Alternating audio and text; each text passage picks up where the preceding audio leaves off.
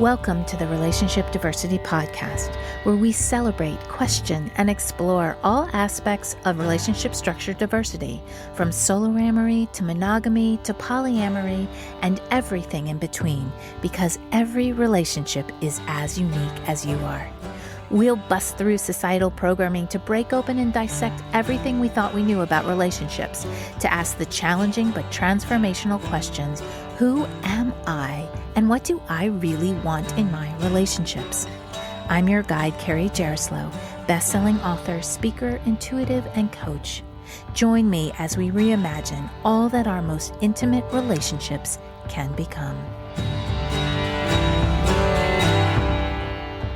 Today's episode is part of our conversation series. I'm just one voice in this relationship diversity movement, and it's important to bring more unique perspectives into the conversation. Today, I'll be talking with Naketa Ren Thigpen, all about creating healthy boundaries and how being intentionally selfish can amplify relationship intimacy. But first, a little about her. Naketa Ren Thigpen is on a mission to build stronger families that leave, L-E-A-V-E, new multi-generational imprints witnessed from the ripples of love, empathy, adventure, victory, and edification they create from their wholeness. Formerly trained as a licensed clinical social worker, Naketa architected her core professional skill set as a psychotherapist, trauma specialist, sexology, and relationship expert with strategically infused tenets of metaphysics and coaching to set a new bar, creating ripples inside the personal development industry. Utilizing her distinct experiential, intuitive, and highly energetic style, Naketa is the host of the Balance Boldly podcast and international best-selling author of the book Selfish: Permission to Pause, Live, Love, and Laugh Your Way to Joy. A highly sought-after transformative empowerment speaker and CEO of ThigPro Balance and Relationship Management Institute, this brilliant beauty has revolutionized how to heal traumas while balancing work, life, and love. Let's get into the conversation. Hello, everyone, and welcome to this episode of Relationship Diversity Podcast. I've got an amazing guest for you today. We are talking with Naketa Ren Thigpen, and oh my gosh, she's going to drop some massive wisdom on all of us today, all about boundaries in relationships and selfishness and how that can be being intentionally selfish will help us to amplify our relationship intimacy. And if you have heard any of my podcast episodes, you will know that I am in big alignment with this topic, because when you don't know yourself, you cannot know what you want in relationship. And not only will you not know, you will not be able to communicate it. Two very important things when breathing into a fulfilling relationship. So with that, welcome, Naketa. Thank you so much for being here. I am honored. Thank you for holding the space. Oh, yay. Well, let's start out with telling people a little bit about yourself. And I like to weave your personal story into how this became a passion for you to talk about this subject, because there's always a connection. Always. There's zero confusion about anything that you just said, because you're 1,000% correct, spiritually, mentally, and physically. So all of those things aligned for me at a very young age, just not understanding what boundaries were, not having them as what I like to see as kind of expansive gatekeepers over the things that are really important to you. I try not to use security guards because people start to feel restrictive when you think of boundaries that way. And I like to see them as luscious and expansive, creating the space, a protective space for me to stay true to who I am. So when I'm doing anything around relationships and boundaries or intimacy and all of the things in between, I have to come back to what matters most to me and my mission to build stronger families and create what I call these new multi-generational imprints, which is just a really fun way of saying breaking generational curses. Yeah. And I know you rock with me there, Oh, right? yeah. Like the Yes. importance of doing it, but to keep the language, I guess, softer and more open for people who may not be as grounded in metaphysical realities and other dimensions or just spirituality in the way that I see it.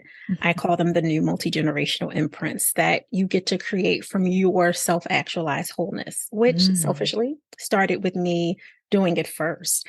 So a little background, I know you gave a full intro earlier, but for context, I've been a licensed clinical social worker and trauma specialist for over 25 years. Before I became an entrepreneur, almost 12, well, actually May 17th, depending on when this recording airs, of 2023, we hit 12 years in business. Wow. So we're like almost allowed to be rebellious teenagers in business. I love that. Yeah.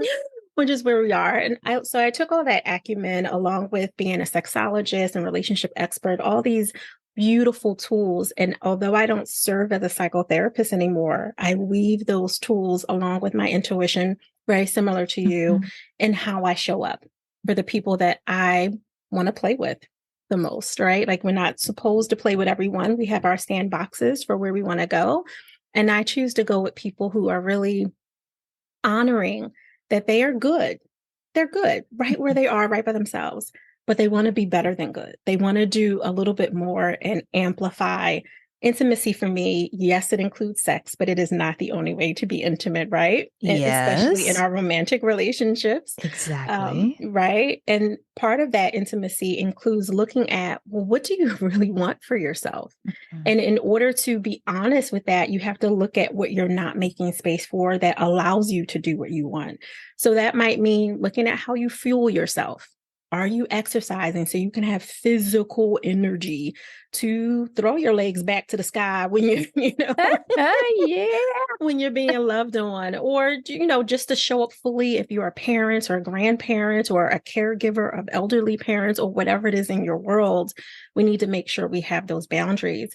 So I had to do it first. I did not grow up with strong models. I came from a very dysfunctional family with sexual abuse, domestic partner violence, like all the different things that could potentially go wrong in the unhealthiest version of relationships in every direction, parents, siblings, you name it.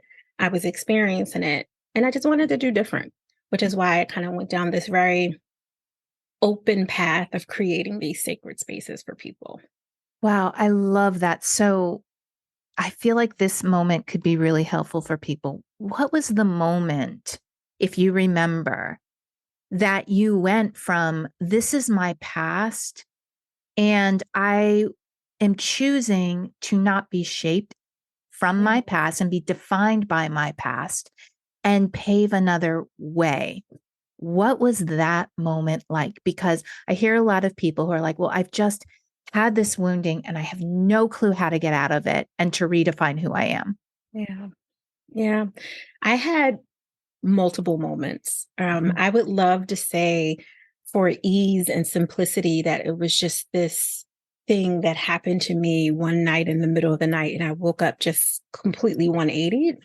I'm the kid that touches the fire multiple times, right? So I needed to have a lived experience that would allow for me to both feel the burn and have some control over when I would pull back and go back in.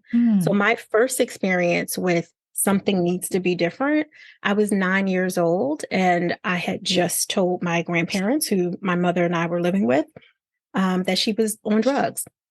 I found her little kit and caboodle of paraphernalia. She was doing crack cocaine at the time, amongst many other things, but that was the caboodle that I found.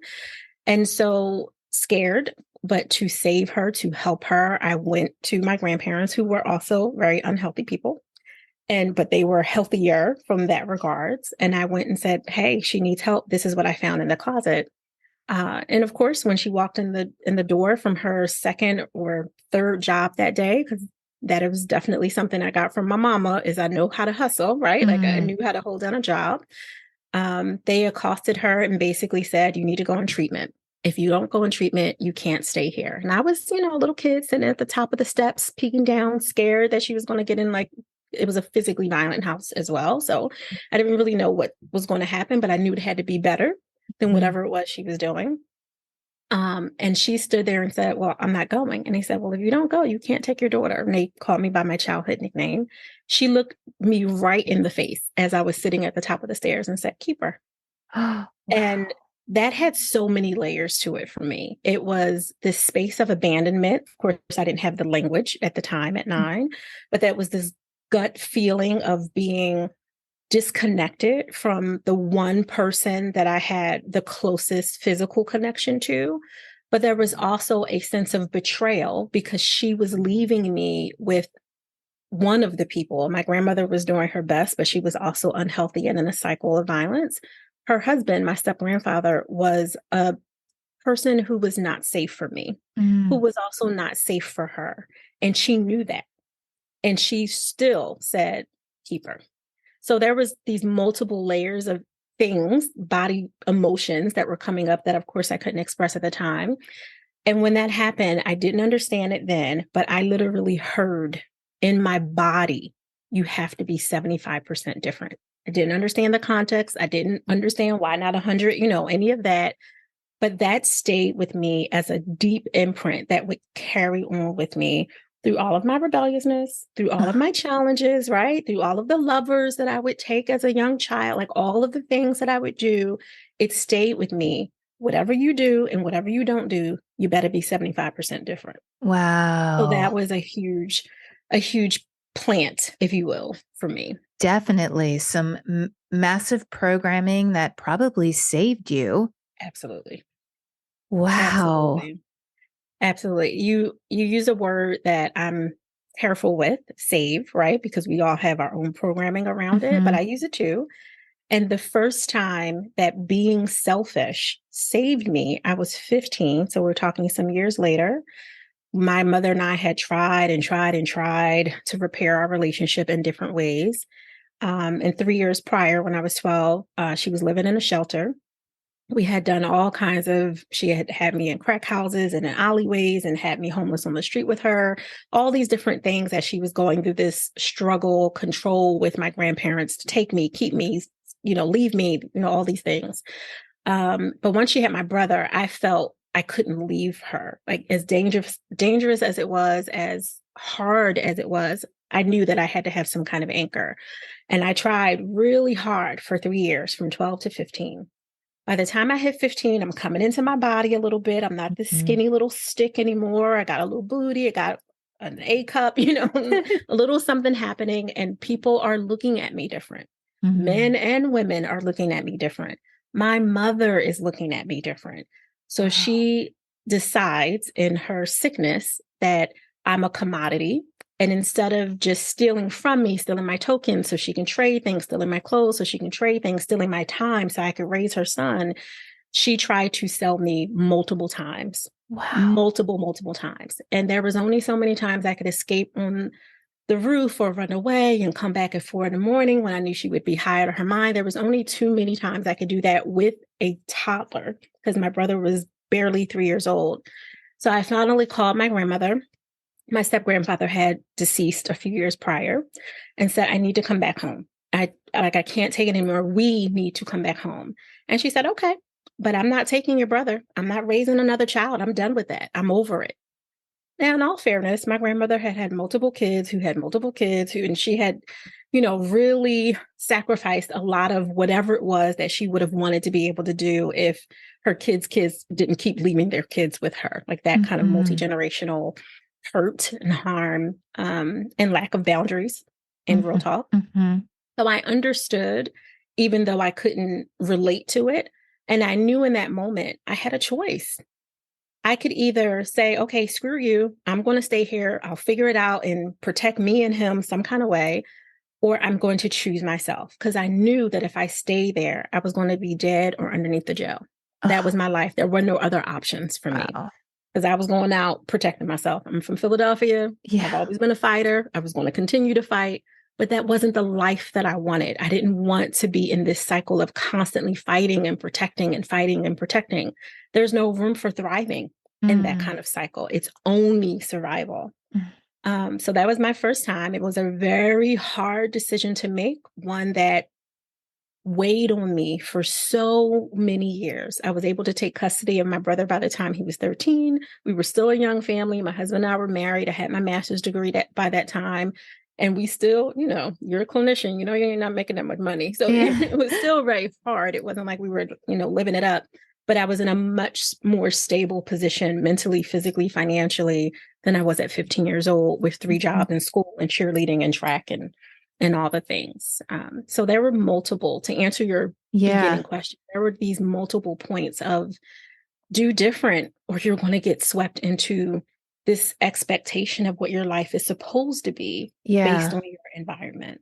I can only imagine, barely imagine what it must have been like in that moment of like, I either stay and take care of my brother or I am going to fight for myself and who I am and the chances of living a different life. Like that's weighty. Wow. Yeah. And then that you were able to come back into it and bring him into your family, which was much more stable. Wow. How did you talk about healing and changing these generational patterns? And so with you going into your marriage and your intimate relationship, there's a lot of unlearning and learning that needs to happen in order to have a fulfilling relationship with your husband. Can you touch, I'm sure that it was not just one thing. I'm sure it's probably still, I know I'm in relationship for 17 years. So I know I'm continually learning things that, oh, right, that happened in my childhood. I got to look at that. But can you take us through a little bit of what that unlearning process and then learning process was in your marriage? Yeah, that was the realest mirror that I could have was the one with I call him my soul's half and my forever lover. And the two aren't necessarily always the same, but he just happens to be both for me. As my soul's half, there was literally nothing that I could do, good or not so good, where he wasn't a mirror for me in that. Yeah. And that included my Philly attitude, right? My rebelliousness that at that time could sometimes borderline reckless, right? All of that protective, I need to fight energy. I brought that into our relationship. A little bit of context there is we were friends since 13 and we didn't start dating till 17. Once we start dating, we pretty much held on for life. So at this point, we're 29 years in, but we were, definitely struggling to say the least. We literally grew up with each other and to each other, truly. And when I came into it, my husband is very alpha. So I say this with love for anyone listening to this. He's very secure in who he is. He communicates when he needs to. He's not a very verbal person in terms of like, we just want to talk it out, where I'm a processor. Like, I'm like, I need to give you all the context in my head. Even you hear me when I'm answering your questions. I'm like, okay, let me get the context and then bring you forward. Yeah. He's very much like, here it is. Now, if you want context, you'll have to ask me to back up in it. So our communication styles were different. He was very direct, and as was I, but only when I felt like I was threatened. He's direct, period. That's just who he is. And I was attracted to that because there was no mess to untangle to get to his truth. He would just give it to you, which is also not what I was used to. I'm used to like having to read people and figure out what their truest intentions were. Where he's just like, no, my intention is for us to have sex. My intention is for, right? He was very, very There's direct. A comfort in that because you're like, I don't have to guess. I know you're telling me. Yeah. It was sexy. It was something so appealing about it being so different. It was, in fact, the 75% different that I really wanted, but I didn't know how to handle. Right. And there's always that we ask for these different type of people we want to attract in our lives. Then we attract the people and we push them away. because we don't know how to handle them. Yeah. And so I did that so much in our early years. There was this push and pull. I want you close to me, but no, get away. I need my freedom. No, come close to me, but no, you're too much in my proximity. I need space, right? I kept doing that with him energetically, physically, sometimes verbally. He was the sweetest, especially when we were younger. He was so sweet and so caring, and I dare say way more nurturing than I was. And although he was very protective as an alpha male, my protective level was probably on a 20 out of 10.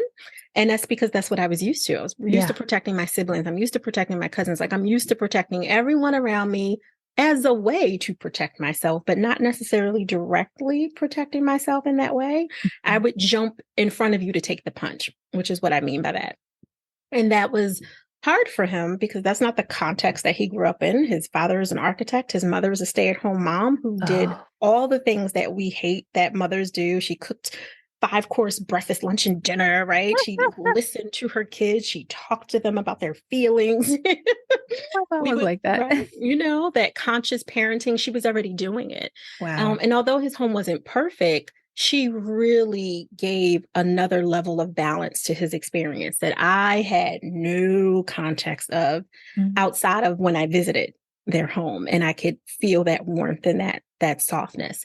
But visiting and living in it is two different things. That the scripts that we create as adults are very different when you're just exposed to it versus infused in it as he was.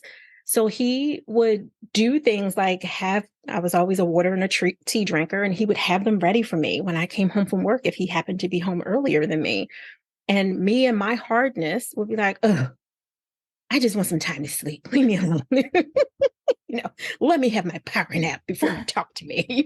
I was just such a jerk on so many levels. And part of it, the jerkiness was because of the trauma, right? Like the jerkiness because I didn't understand that these things had to be dealt with. I couldn't continue to have this platinum chain, this award for being a compartmentalizer that I had been awarded for, because I was always an academic. I was always getting accomplishments. I was always getting these, proverbial validation pats on the back from being really brilliant.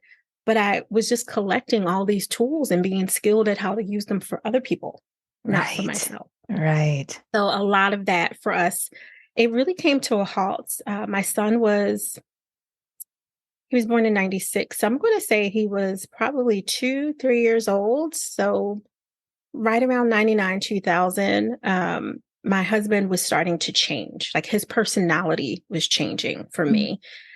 He was starting to become more withdrawn, and the signs of depression and things that were very evident to me clinically, but as the wife in the relationship, you're just like, oh, he's just being a jerk, right? Like you just kind of want to dismiss it when you're so up close to it, because you don't want to take responsibility for anything that you might be adding to.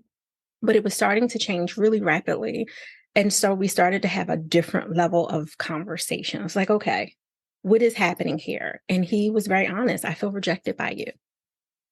Anyone who's known me would have never said anything about rejection, because I was very much the come in, let me save you, right? Like, let me protect you. So to have him have this very different version of me and him be the closest human to me, emotionally, physically, in all the ways, was a mirror. Again, it was, okay, there's something not in alignment. The world is getting this other version of you. You're staying over, doing overtime to help people grieve their losses, their trauma. They're helping them survive in their circumstances because of who you are as a clinician. But your lover, the person you sleep with every single day, is saying that they don't feel connected to you, that they don't feel heard and appreciated or validated or edified or desired. They don't feel seen by you. Something ain't right. Something is wrong with this picture, Naketa. So what are you going to do? Are you going to turn it around and say, well, it's your fault, something's wrong with you, which would have been my old school response. But I was experiencing a spiritual change, and there was something going on with me that I couldn't quite explain at the time, but I knew it was calling forth for me to remember my promise to myself to be 75% different. Like it all kind of came back to that. And so I had to look at how I could be different. And that took me going to lots of years of therapy, Right. being very honest with, okay, you can't just be the smartest person in the room. That's not serving you. What other room do you need to be in? Oh, you need to be with someone who is more brilliant than you in this area. Guess what, Naketa? There are lots of other people who can support you. You don't always have to be the supporter. You don't always have to be the protector. And all of those things by themselves, Carrie, were just like mind blowing. Like logically, we know it. Yeah. But when it's turned towards you and you really have to shut it up and listen and receive, right? It's humbling. It's really humbling. And I, talk about radical self responsibility. And, Mhm. I go through it still to this day, and it's a hard pill to swallow, but it also is the one that will make the most shifts, I think, Yeah. in relationship to others, in relationship to self. So, wow, thank you for being so vulnerable about that. And I think that will hit home with a lot of people out there. Um, so I want to just continue because I don't feel it is shifting, because there's something about, the stories that you talk about, your experience, and where boundaries come in and setting boundaries, because there can be healthy boundaries, and then there can be like unhealthy in the way that it's protecting me and keeping me in a stuck place. Can Yeah. you talk about the difference of the two?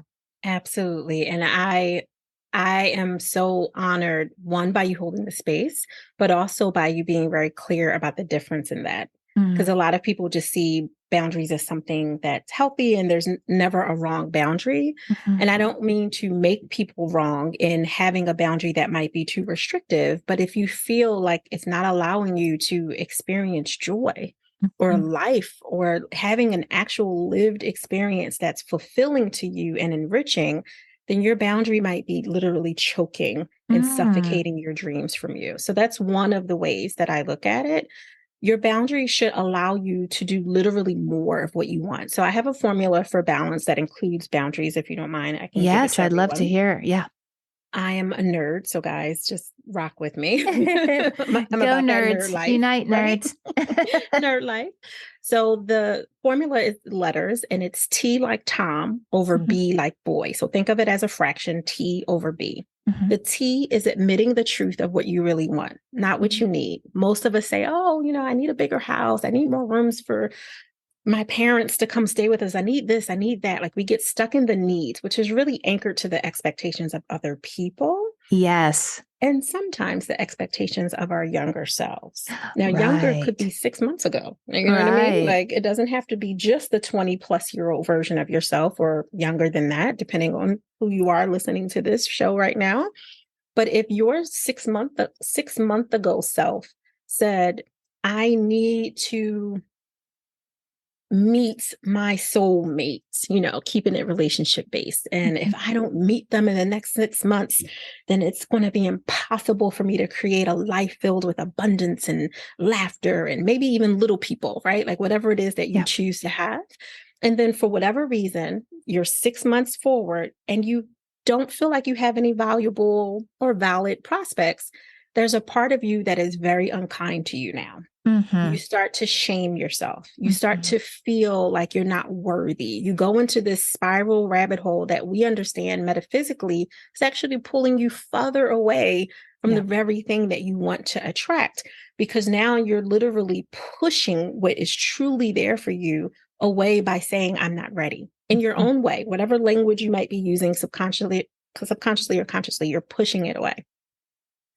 If you are focused on that instead of saying, I want this wonderful human to laugh with me, to maybe dance with me, to go to funny concerts with me where we don't care who's looking when we jump around, right?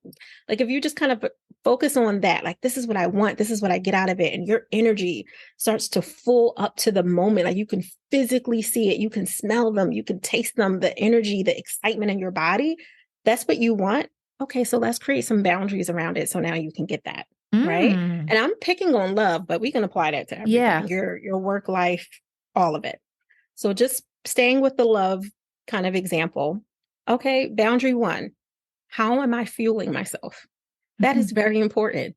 It's going to be hard for me to go dance at anybody's concert if I feel like my hip is didn't in, my knee not working, my elbow hurt, right? Uh-huh. If I'm not fueling myself with good energy, good exercise, good foods, energetic foods, high vibrational foods that allow me to stay as healthy as I'm allowed to be in this hour, regardless of genetics and whatever else might be happening, because we also don't want to blame ourselves for things that we were born with, right? Mhm. Like, so just being mindful to be the healthiest expression of yourself in that hour.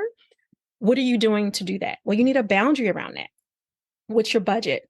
What part of the supermarket aisle are you going into? Are you Mm. going to processed foods? Are you going around the edges, right? Just being honest around that. Your personal habits matter because without them, you won't be able to do all the other things. You also won't have a clear mind when you have people who are energy zappers sucking from you Mhm. without your permission. Energy zappers is a whole nother area of boundaries that you need to protect because without it, you're going to have people that are giving you false validation. And because you're exhausted, because you're overwhelmed, because you might have poor or little conflict intimacy and you're not willing to address those things, you allow people to get closer to you than they have earned. So Mm. now they have access to you that is pulling from you. You got the cousin who's calling you every day for the last 10 years, talking about the same situation. And you feel resentful because you take the call because you feel obligated to. And the cousin can be the ex, the man, the current, right? The cousin can be representative of whoever, but you Yes. do it. And then you leave that conversation feeling so drained and having no energy for your private dance party that would fuel you up and get you feeling sexy and confident and ready to attract in that Uh-huh. forever lover or that souls have. Then you also need a boundary around your spiritual center, whatever that means for Mhm. you. I'm a very spiritually grounded person, so I need time for my devotionals. I need time to write. I need time to talk to my higher God mind, to receive from myself. I need that time, which means I have to protect it. So I got to set my alarm a little bit earlier or make some space at the end of the night. It can't be a falling into it because I'm exhausted, because Mhm. that's not fair for what I really want. My little boundary officers that are giving me that spaciousness I need to achieve what I truly want in life, they need to be taken care of. They need to be fed the time. They need to feel protected. My boundaries literally need to know that I honor them enough to make them non-negotiable. Yeah, I love that. And like you said in the beginning, which really stuck with me, is this is a very expansive way to look at creating this container. So the boundaries are your container to expand and become Yes. more fully who you want to be and know yourself, which is this intentional selfishness that you're talking about. And so to move into that conversation, can you talk about how when someone, I'm going to use your words, owns their right to be intentionally selfish, it helps to amplify relationship intimacy? Can you talk about Absolutely. that? Yeah. So here I go with the context, right? A little context. I redefined the word selfish as we know it from the Oxford and Webster Hmm. dictionary as egotistical and overly self absorbed. Self absorption is still something you don't want to be Right. ever in Right. any way, shape, or form. But in terms of the restrictiveness that comes with egotism and all that other stuff, I don't know why I can't talk today. Looked at it and said, okay, what is good about having some guards around our time or some framing, if you will, around what we need? I needed a personal intimate gift. This was selfish, myself. And Mhm. the only way to do that was to call back, to reclaim what was mine. So Mm. when other people have access to you, partially because you've allowed it, because you train people how to treat you, right? And vice versa.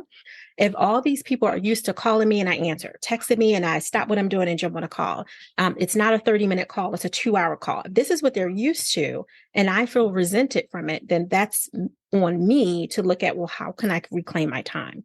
So, Right. intentionally selfish, the new definition is a personal, intimate gift to create your joy your way.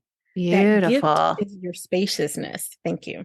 Mm. You know what I mean? And Yes. in order to do that, that means saying no a little bit more often and very deliberately. Mhm. So, no, I'm not able to come to this fifth wedding. I love you. There's no judgment. I went to the other four. Here's my gift to you. Where's your registry? We will align in a couple more months to have lunch when it makes sense for our schedule. But I'm not traveling 12 hours to do this because you feel that because we went to college together 25 years ago, that I am obligated to do this when it's actually pulling me away from the truth of I need this space to honor my body, to do my self-forgiveness work, to see my therapist, to sit with my coach, to be with my advisor, to have beautiful tea conversations. Whatever it is that I want with my time because it fuels me and prepares me to attract my forever lover, then that Mhm. means I have to say no to that thing that I would normally feel so obligated to do. I would normally feel obligated to allow someone that we just had a great 20-minute conversation. And towards the last 10, that's when they actually open up. And now it's another hour conversation, professionally or personally. That's not in alignment with me being intentionally selfish so that I don't become resentful.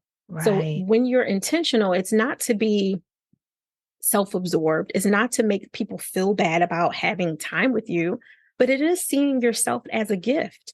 You know what? My time is valuable. This time that we're having right now, this is precious time to have a beautiful conversation. But if it went on for 4 hours, you and I would both be like, girl, Let's get to the point. Now, right. You know what I mean? And yeah. we would also feel drained and bothered by it, even if we didn't say it for whatever reason, Yeah. because we felt like, oh, this is such a good conversation. We're dropping so much value. But when you end, what did you not do in that additional 3 hours? Your Mhm. lover's waiting for you. Maybe you are waiting for you because you wanted a nap or to paint or to dance or to play or just sit and wiggle your toes. I don't care. Mind Mhm. my business. It's your time, but I don't have the right to push myself onto you. And you have every right to reclaim that space and say, oh, I'm being intentionally selfish. Naketa, this Mm. was a phenomenal conversation. We'll have tea another time, right? Like you have every Right. right. And we have to practice building that muscle by being more intentionally selfish so we don't resent the very people that we're living for. Yeah. And I love what you just said, which is practice to strengthen the muscle because it is a practice. And I started my sacred self-care. That's what I call it. I do yoga every single day and started it Yes. in 2017. Every single day. It is a non-negotiable. It's the way I process all the things that go on in my life.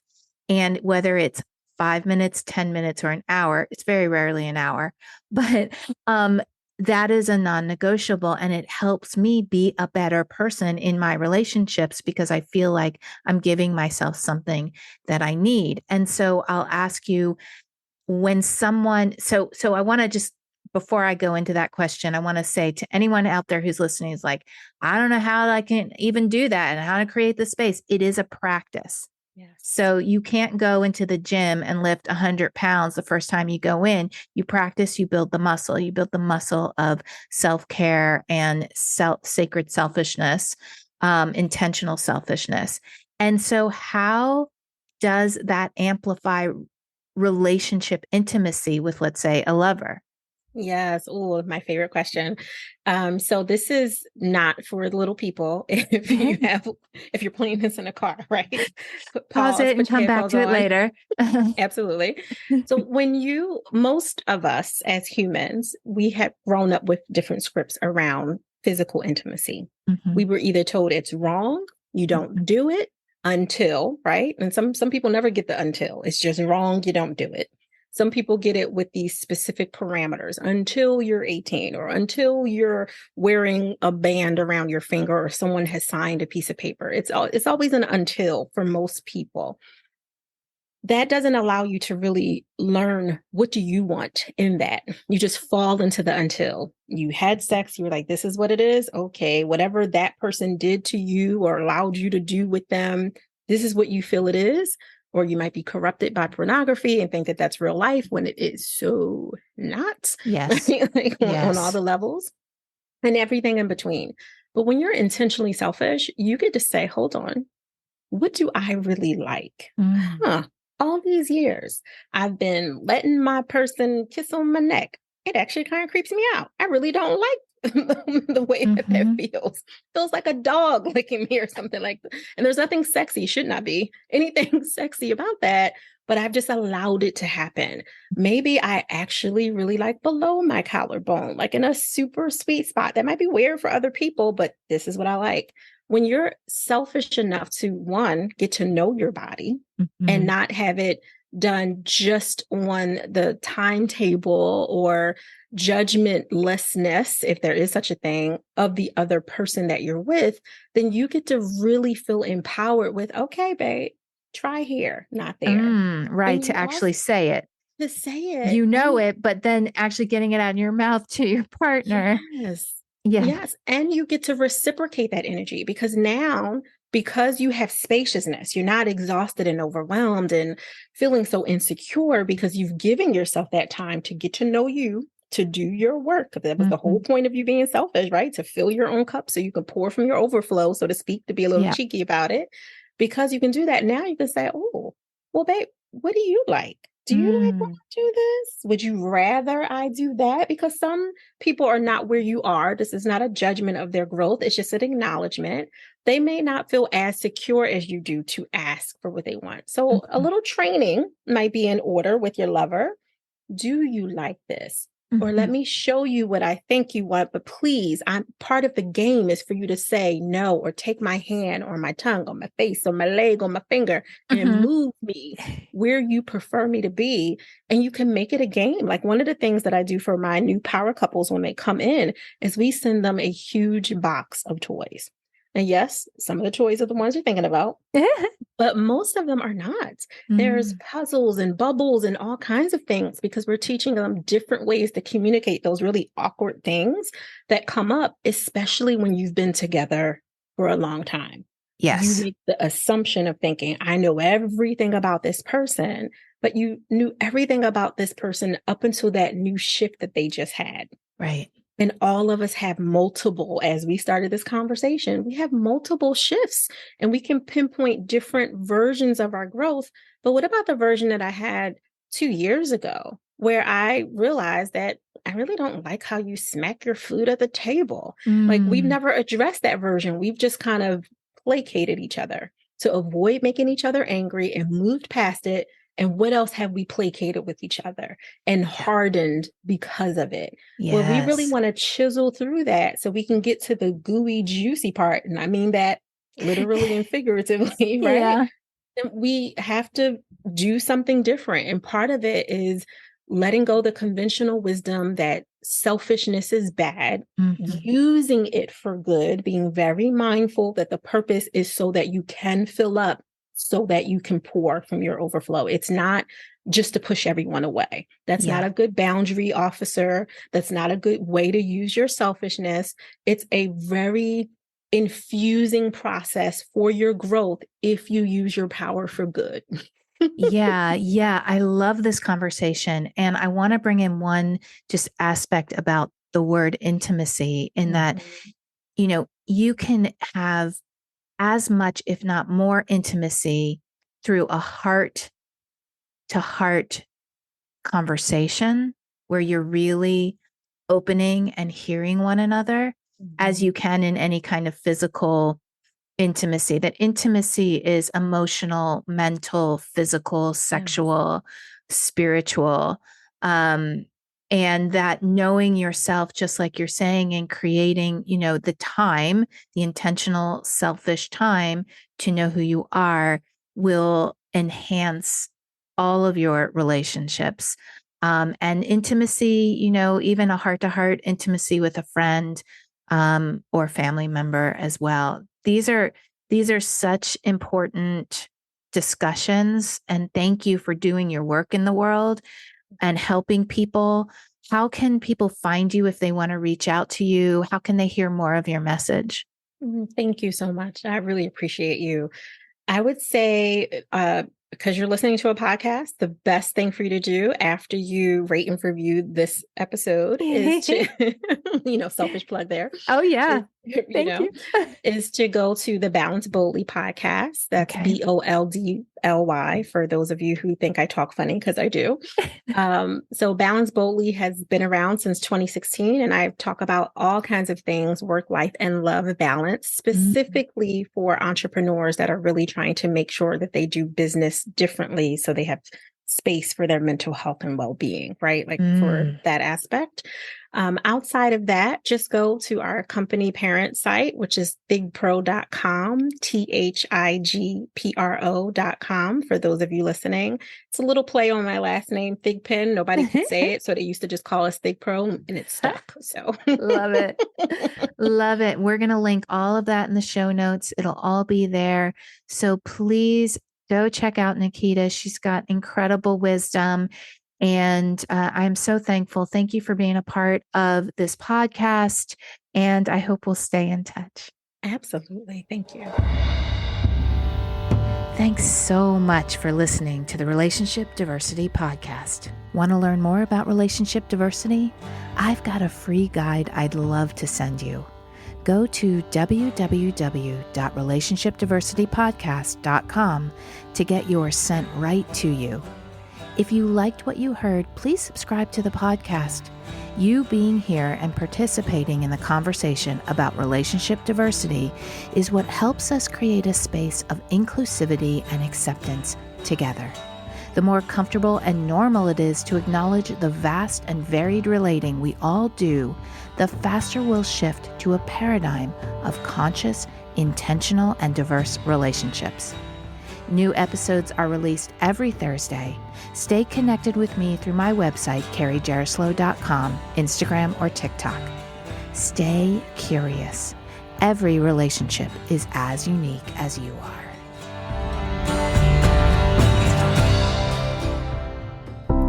Are you wondering why you never seem to find lasting fulfillment in your relationships? Or do you create the same kinds of relationship experiences over and over again? Can you never seem to find even one person who you want to explore a relationship with? Have you just given up hope altogether? If this sounds like you, my recent book, Why Do They Always Break Up With Me, is the perfect place to start. The foundation of any relationship, whether intimate or not, is the relationship we have with ourselves. In the book, I lead you through 8 clear steps to start or continue your self-exploration journey. You'll learn about the importance of self-acceptance, gratitude, belief shifting, and forgiveness, and given exercises to experience these life-changing concepts. This is the process I use to shift my relationships from continual heartbreak to what they are now, fulfilling, soul-nourishing, compassionate, and loving. It is possible for you. This book can set you on a path to get there. Currently available through Amazon or through the link in the show notes.